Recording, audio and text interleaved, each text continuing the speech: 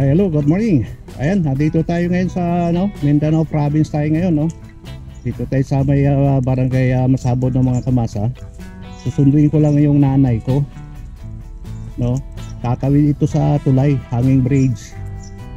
Oo, ang nanay ko 87 years old na ito.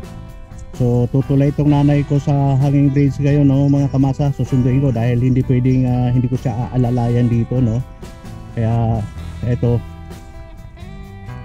makikita po ninyo ang hanging bridge na ito kung gaano ka critical, no. Medyo hindi talaga totally pulido yung ating hanging bridge dito, no. Kaya panawagan ko lang sana sa ating pamahalaan ng Misamis Occidental na sana humihiling po kami ng programa sa inyo na yung tulay po namin dito, no, mga kamasa. Ayan, no, kung natatanaw po natin, yun po yung ating tutulayin ngayon dito, no. Nandun yung nanay ko sa kabila naghintay dahil hindi siya pwedeng patulayin dito dahil ito talaga yung lupang sinilangan ng aking mother.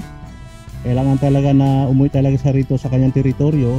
Ayun, oh, yung tulay, no, mga kamasa. Tutulay tayo at ipapakita ko po sa inyo yung tulay na tutulayan ng matanda na 87 years old.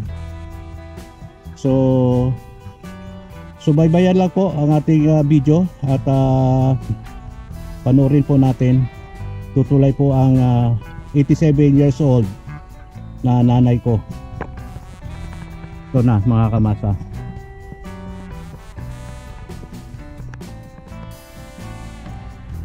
Ito, tatawid ako dito.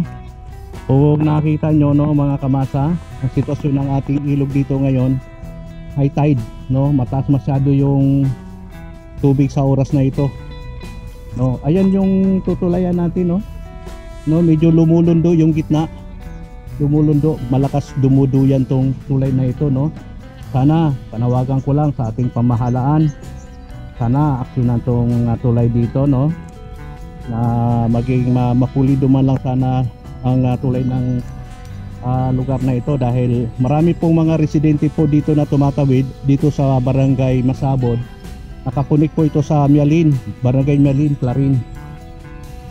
Ayan, o, mga kamasa, itong tubig na yan, meron pong ano yan, hindi po bababa sa 6 feet ang lalim po niya, no, mga kamasa. So ito lang po yung tulay na tinutulayan natin, no. So para sa akin, pwede po akong tumulay dito kahit hindi po ako humawak dahil medyo sanay naman po tayo, no. Ito po yung sitwasyon ng tulay. Kung nakikita nyo, mga kamasa, ay ayan, dumuduyan siya, no. O, dumuduyan habang tumutulay tayo. So ito yung tulay ng malaking tulay sa Mesok. Ayun, no. Ito tayo, tatawid ako. Sunduin ko yung aking mother. Tutulay siya rito, kaya tunghayan, mga kamasa, samahan nyo ako habang ako'y mag-aalalay sa aking mother dito sa pagtawid nitong hanging bridge. Ito po may taas na 30 feet sea level ang tulay na ito, mga kamasa. So yung uri ng alamri natin, ito lang, ganito lang kalaki yan, oh. Ito lang, kaya lang ito dinoble lang ito, no, mga kamasa. Oo, dinoble lang yan. So dito na tayo, malapit na tayo dito sa tabi, no. Ayan. Kaya pakikita ko po sa inyo, mga kamasa, yung aking mother na naghihintay sa akin na masundo siya.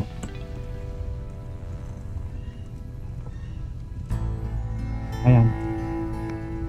Ito yung aking nanay na 87 years old, tutulay dito sa hanging bridge. Ayan. Kung nakita nyo, mga kamasa, ayun, o. Ayan tayo mo.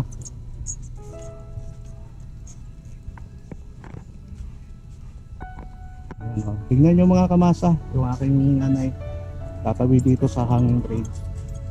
O, may layo ito na mga siguro mga mahigit 100 meters, no, na tutulayin namin ngayon, no, mga kamasa.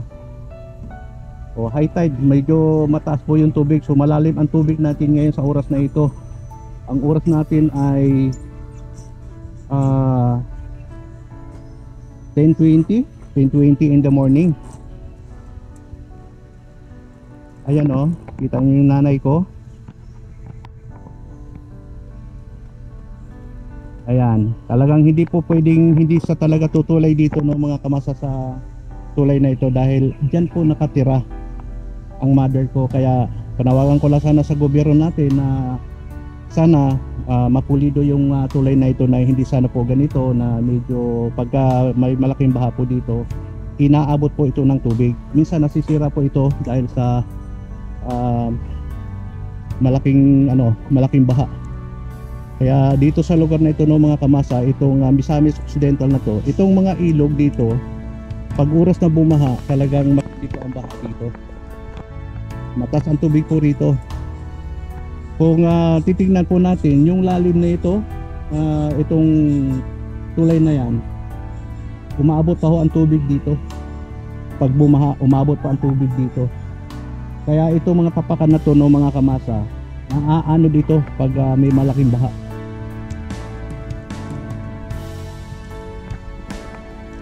Ayan o, masdan nyo no mga kamasa yung aking mother na tumutulay sa oras na ito.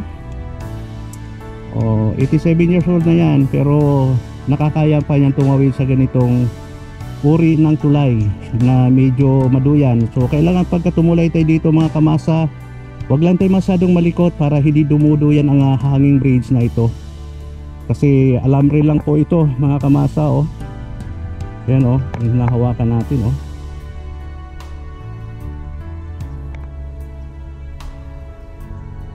Yan, masdan po natin si nanay. Ganito po ang sitwasyon nila dito, yung mga nakatira po dito sa Barangay Masabod. Nagkukunik po itong tulay na ito sa Barangay Mialin.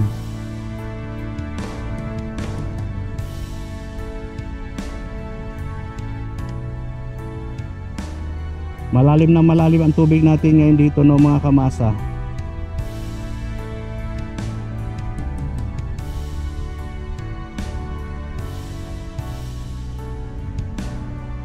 Ayan, medyo inaalala lang natin, kaya naman niya kasi nakakahawak naman siya. Pero pagdating doon sa may bandang dulo kasi no mga kamasa, medyo buka na kasi yung alambre no. Medyo pag may silang ang kamay mo, medyo mahirapan tayo doon dahil masyadong malayo na. Kailangan naman alalayan ko na ang ating mother pagdating doon sa may dulo. Sana aksyon na lang ating gobyerno.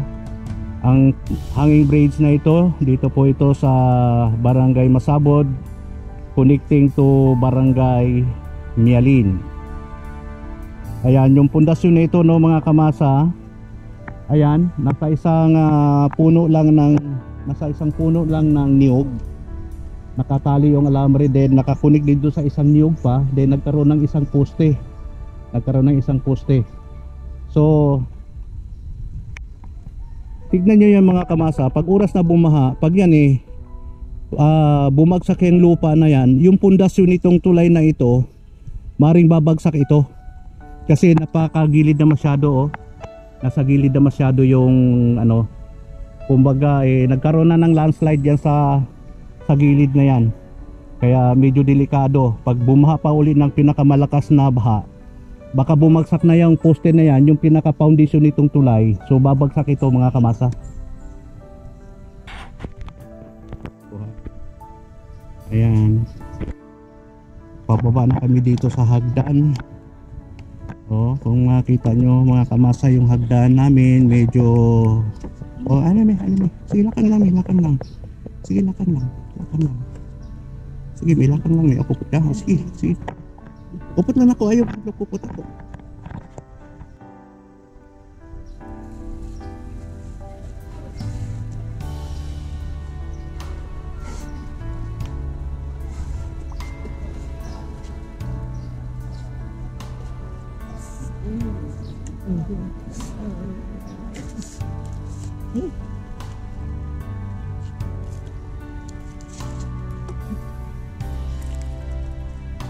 Hunong sa.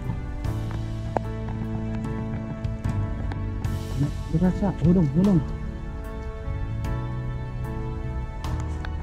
Ayan mga kamasa. Dito kami sa nakatawid na rin kami. Malapit na. Diyan na lang yung malapit na lang yung lalakarin namin. Maraming salamat sa inyo mga kamasa, sa inyong panunod, sa inyong patuloy na pagsuporta ng aking channel. Magandang patanghali po sa ating lahat. Ito po ang inyong lingkod, patuloy na nagsishare sa mga lugar na ating nararating, no mga kamasa. Salamat sa inyong patuloy na pagsuporta. So hanggang dito na lamang ang ating video. Maraming salamat. God bless us all.